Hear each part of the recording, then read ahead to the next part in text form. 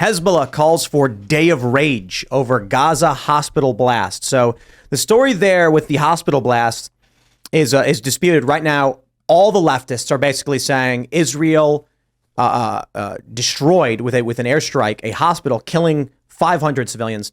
However, it is being disputed. Many on the right, or say more pro-Israel, are saying, because it's not just the right or the left, but pro-Israel is saying this appears to be a rocket misfire from Hamas. And based on the footage, I can't tell you. I'm not a military ordnance expert or whatever, rocket expert.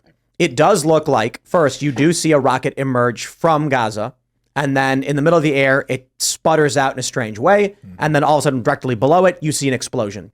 It looks like it may have been a misfire. The rocket then falls from the sky and slams, blowing up on the hospital. But I don't know. I don't know for sure. It's possible that an Iron Dome interception hit it and was deflected and was invisible. I mean, I'm not being cute. I'm saying had no trail, no rocket. So it was at night, and for some reason you couldn't see the Iron Dome rocket. It's possible. But my understanding is that Iron Dome interception, which are rockets themselves, you can see both. Yeah. There's that famous photo of the rockets coming out of Gaza and then the Israeli Iron Dome flying up and intercepting them all. So when you see this video and a rocket goes up, sputters, and then falls straight down, it looks like a Hamas misfire. Yeah, and I think we have the video. Yeah, and you're right. It is a little difficult to discern. So we actually have a video here. It's super hard to see. You can't really see much. You follow it right here.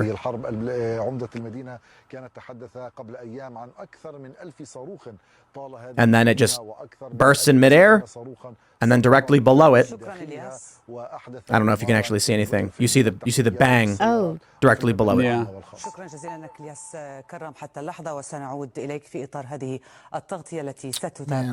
I'll say this though. The two stories. It was, well, the left is arguing it was an Israeli airstrike, but that video shows something. Not many people are arguing the timestamp doesn't make sense or whatever. Okay, fine. I don't know. Whatever.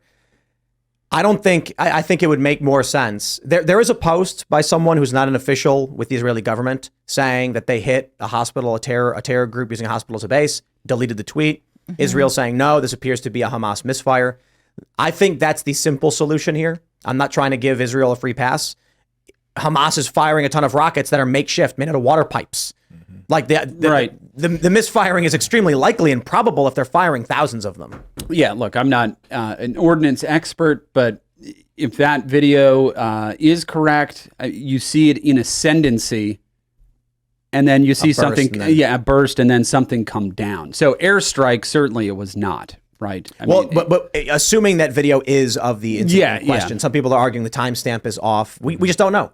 This is modern fog of war, where we're dealing with propaganda, where you've got the left in the United States a really great example of this fracture would be, and I haven't watched it, but Hassan Piker and Ethan Klein have a podcast together, and Ethan is married to a woman from Israel. I believe she's from Israel, and she was in the IDF, and Hassan is an American leftist.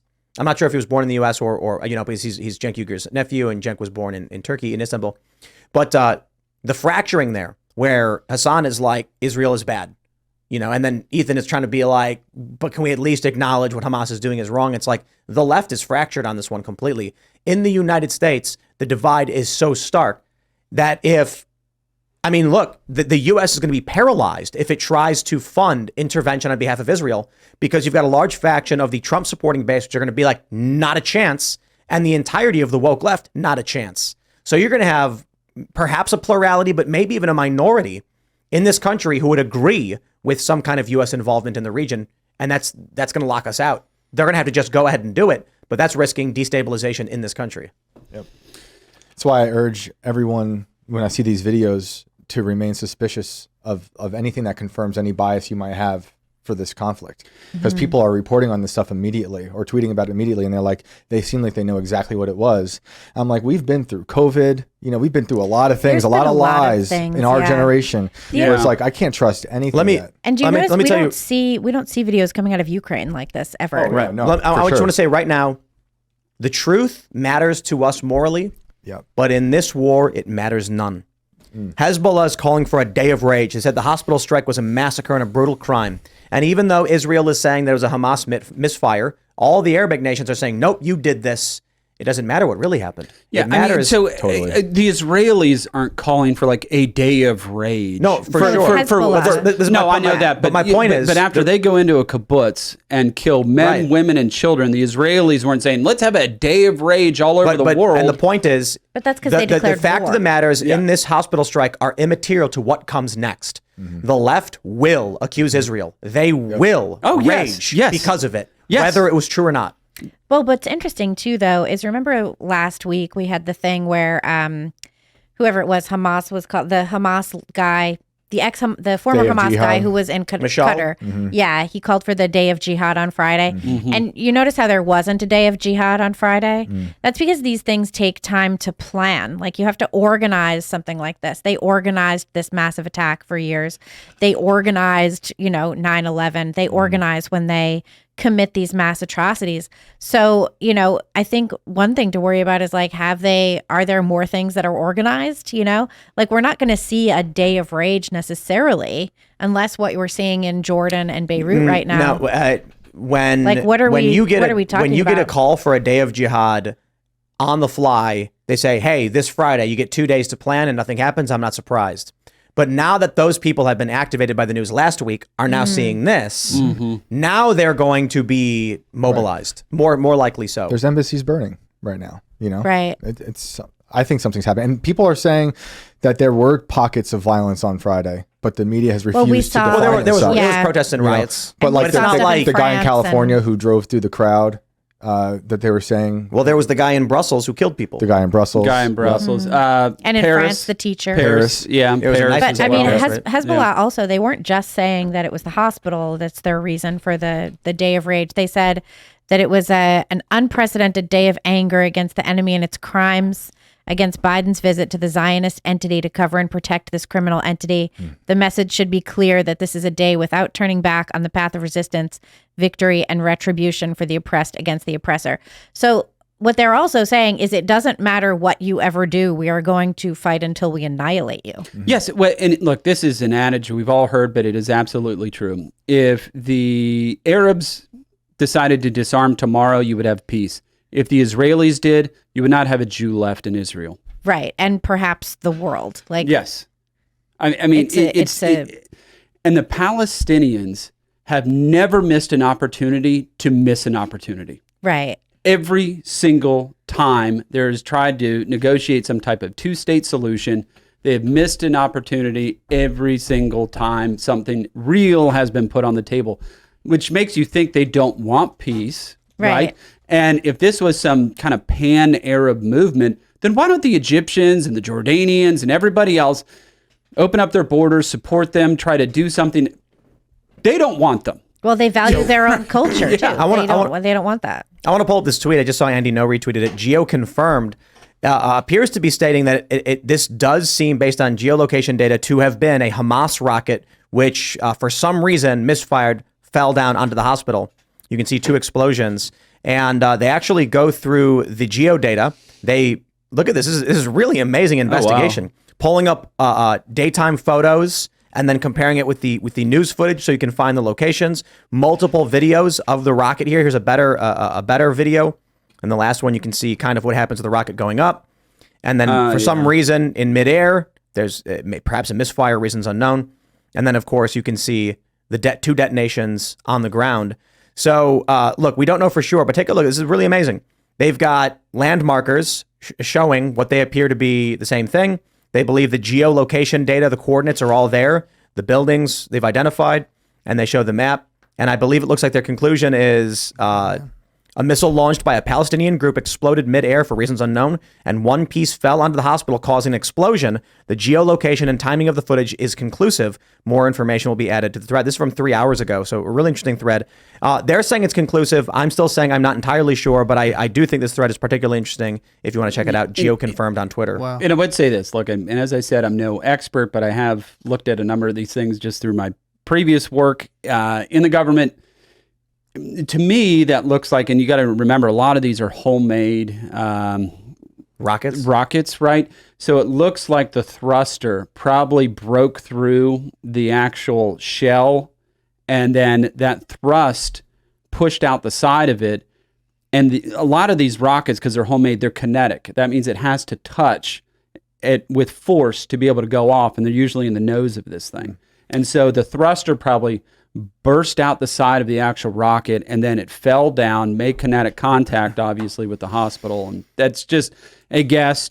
Nobody quote me out there, try to own me on it later, but it's just a guess. Confirm mentions, I mean, the simple version is what you see when the rocket ignites in midair is the propulsion system breaking, and the payload is still active when it slams into the ground. Exactly, because the payload itself is generally, they're kinetic, right? Yep. And so if the rocket and the booster go out, then it's going to, wherever it falls, it will explode. Yeah, look, I mean, this is the scary reality of war. This is what false flags are for. A nation, historically, this has happened several times, will attack itself because they can use that attack as justification. Yep. Look up the years of lead in Italy. It went on for decades. It was just violent, people attacking themselves, false flags on each other the whole time. And a lot of people blame NATO, I think it was, for interfering with that and planting those false flags. And a little historical tidbit is in the very beginning of the years of lead, and if the rumors of NATO being involved are true, the person in charge of that group was General Lemnitzer, who was the guy who went to JFK with Operation Northwoods. Well, there's always been the question too of, don't forget the war in the Balkans, right? Where you had the shelling of the market, which they had blamed on the Serbians, and then it was like, well, actually, was that the Kosovars that had actually done that? You know, there was a question around getting U.S. involvement going after that shelling. Who actually had done it. Yep. Not saying I have the answer to that, but that was one. No matter who did this, though, and if there were 500 people in that hospital, it's a war crime. Yes. Know? And it's disgusting. No, absolutely. It's disgusting. Yep. But it is, and we talked about this at the outset, it's very interesting, is all militaries have always had psyops, right? Propaganda and things, trying to push them. You're trying to push messages and psyops and trying to push the population in the manner in which they think about a conflict in a certain direction. But today, it's so much different because it's like second to second. World War II, right, or Vietnam, where you had psyops, it was over a long trajectory period of time, right, of trying to control the narrative. Now it's just almost chaotic. I think we're in a non-reality. I think we're beyond reality right now. I keep calling it post-reality. And it's like that. That's like the totality of events occurring both digital and physical, right? As the whole world is on fire. That's a great term for it, actually. Thanks. Post-reality. Post-reality. I'm working on that. I'm trying to get it started. So it's like the modernism, postmodernism, reality, post-reality. Yeah, we're beyond it because watching people debate decapitated babies on Twitter within moments or Ghosts of Kiev. Well, the crazy thing about those debates is that the idea is that in some way, if you can say that there's this kind of propaganda or that kind of propaganda on one side or another, then that justifies your opinion or perspective on the conflict. And it doesn't. Right. Like propaganda warfare is propaganda warfare. It doesn't really have anything to do with what actually is objectively going on. Right. Yeah. I want to just point out real quick, one of the super chats, Justin SLA says Max Blumenthal has proven it was Israel. I checked Max Blumenthal's Twitter history, and I've not seen any definitive information or anything proving anything. I have seen some conjecture that the videos that are putting out have an incorrect timestamp, which will have to be verified. And I'm also stating I am skeptical on the geo-confirmed, but I do think a long thread from a geo-tracking with coordinates, non-war, non-journalistic entity is just being like, we tracked the images, we looked at the locations, here's the coordinates. It's reasonably more likely to be true. However, I will remain skeptical. I don't know who did this, but it does seem, in my opinion, based on everything I've read, Hamas likely had a rocket misfire. I mean, look, these are makeshift, improvised rockets. Yes. Saying that it misfired is not unreasonable. Saying that Israel, with military precision, blew up a hospital full of children, that's a bold claim that requires some extraordinary. Yes, it's possible. It's entirely possible. It's entirely possible. Yeah, I mean, this isn't like a Patriot battery firing. It's like, those things don't misfire, right? They go where they're guided to. I mean, but Hamas, like you're saying, it's a makeshift rocket. I mean, I think it's... Or it's Iranian, right? Or the Iranians did it. Yeah. Either way, the Israel is operating with, I think, the fourth strongest military in the world, they say. Yeah. I mean, this is cutting edge, this is bleeding edge weapons technology. There can be accidents, there can be mistakes. It just means the probability of the accident mistake is going to be on Hamas, not on Israel. That's right. And look, there was a statement put up by someone saying that it was They said Israel struck a hospital that was operating as a terror base or whatever, and then the person deleted the tweet. That didn't mean anything to me. Right. I don't know, right? We don't know for sure.